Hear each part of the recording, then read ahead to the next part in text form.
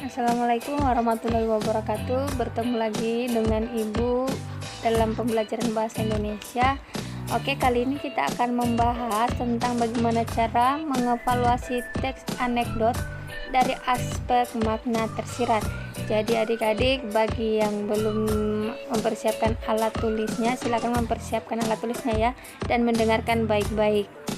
Dalam pertemuan kali ini, kompetensi dasar yang harus kita capai adalah menganalisis teks anekdot dari aspek makna tersirat.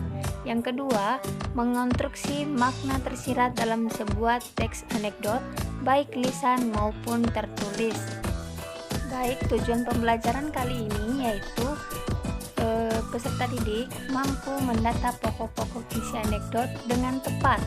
Yang kedua, siswa mampu mengidentifikasi penyebab kelucuan anekdot dengan tepat. Jadi apa sih anekdot itu? Adik-adik perlu ketahui bahwa anekdot adalah cerita singkat yang menarik karena lucu dan mengesankan. Biasanya mengenai sindiran atau kritik terhadap orang yang penting atau orang yang terkenal berdasarkan kejadian sebenarnya.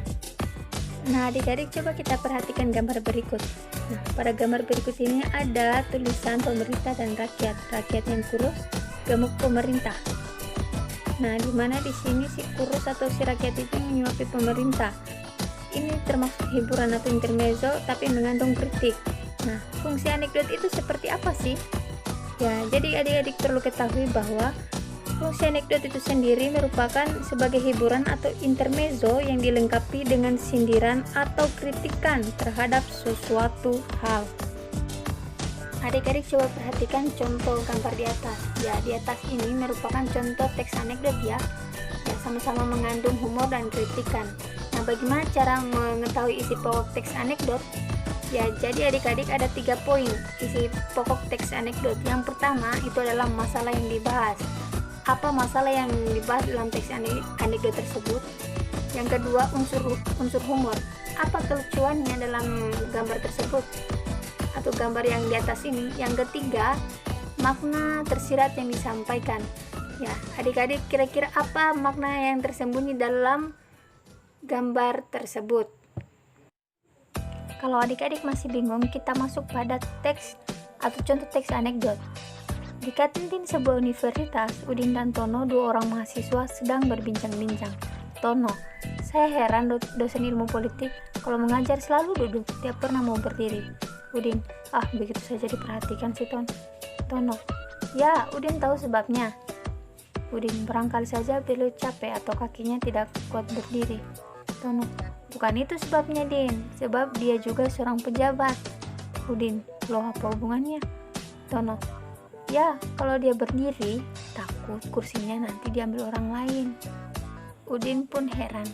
Nah, seperti itu percakapannya, contoh teks anekdot ya. Dari percakapan teks anekdot tadi, kita coba telusuri isi pokok teks anekdotnya. Yang pertama itu judul. Dosen yang juga menjadi pejabat. Masalah yang dibahas apa? Dosen yang merangkap jadi pejabat. Unsur humornya seperti apa? Kalimat penutup anekdot sebagai jawaban mengapa sang dosen tidak mau berdiri dari tempat duduknya. Ternyata karena kalau dia berdiri, takut kursinya diambil atau diduduki orang lain. Nah, kritik yang disampaikan.